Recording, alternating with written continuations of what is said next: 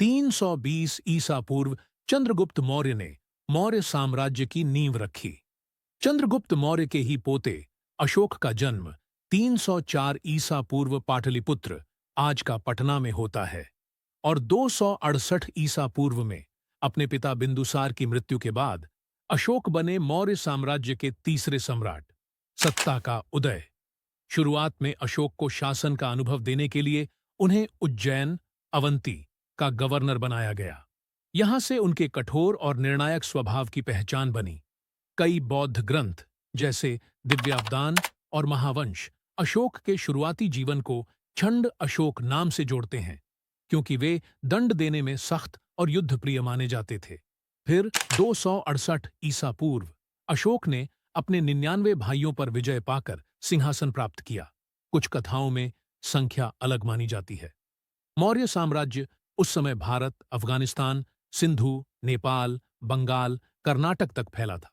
लगभग 50 लाख वर्ग किलोमीटर, जो प्राचीन विश्व के सबसे बड़े साम्राज्यों में से एक था। कलिंग युद्ध 261 ईसा पूर्व अशोक के जीवन की सबसे बड़ी घटना थी। कलिंग का युद्ध। कलिंग, आज का ओडिशा, मौर्यों की सत्ता को अस्वीकार करता रहा था। अशोक ने इसे साम्राज्य के लिए खतरा माना और शुरू हुआ एक युद्ध जिसने इतिहास बदल दिया। अशोक के शिलालेख के अनुसार युद्ध में 1 लाख लोग मारे गए, 1,50,000 लोग कैद हुए और असंख्य लोग विस्थापित हुए। युद्ध जीत लिया गया, लेकिन जीत की कीमत इतनी भयानक थी कि अशोक युद्ध भूमि पर खड़े होकर टूट गए। बौद्ध धर्म की ओर परिवर्तन। कलिंग युद्ध के बाद अशोक की सोच पूरी तरह बदल गई। उनके गुरु बने प्रसिद्ध बौद्ध भिक्षु उपासक नायके, और बाद में उनका बौद्ध धर्म का मार्गदर्शन मोग्गलिपुत्त तिस्स ने किया। 261 से 258 ईसा पूर्व के बीच अशोक ने बौद्ध धर्म अपना लिया और खुद को देवानाम प्रिय पियदस्सी कहलाने लगे, जिसका अर्थ है देवताओं का प्रिय, सुंदर दर्शन वाला राजा। उन्होंने हथियार नहीं छोड़े, बल्कि युद्ध की लालसा छोड़ दी और अपनाया धम्म का मार्ग। धम्म नीति और प्रशासनिक सुधार।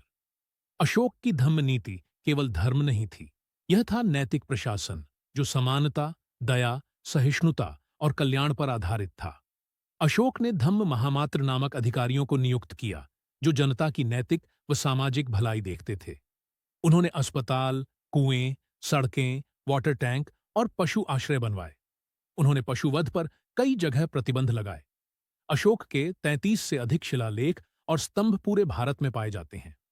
सबसे प्रसिद्ध है सारनाथ का सिंह स्तंभ, जिसे आज भारत का राष्ट्रीय प्रतीक माना जाता है।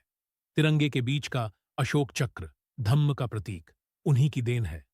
बौद्ध धर्म का वैश्विक प्रसार। अशोक चाहते थे कि शांति और करुणा का संदेश देश की सीमाओं से बाहर भी जाए।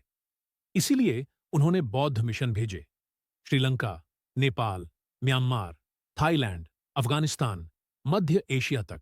उनके पुत्र महेंद्र और पुत्री संघमित्रा को उन्होंने बौद्ध धर्म प्रचार के लिए श्रीलंका भेजा।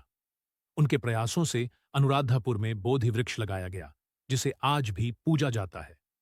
इस तरह बौद्ध धर्म एशिया की सबसे बड़ी आध्यात्मिक शक्तियों में बदल गया। अशोक की विरासत। अशोक 232 ईसा पूर्व में दुनिया को अलविदा कह गए, लेकिन उनके विचार जिंदा रहे। उनकी विरासत आज भी हमारे चारों ओर है।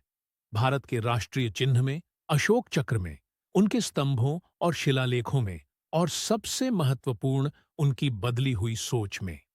इतिहास में बहुत से राजा जीते, पर बहुत कम हैं जिन्होंने खुद को जीता।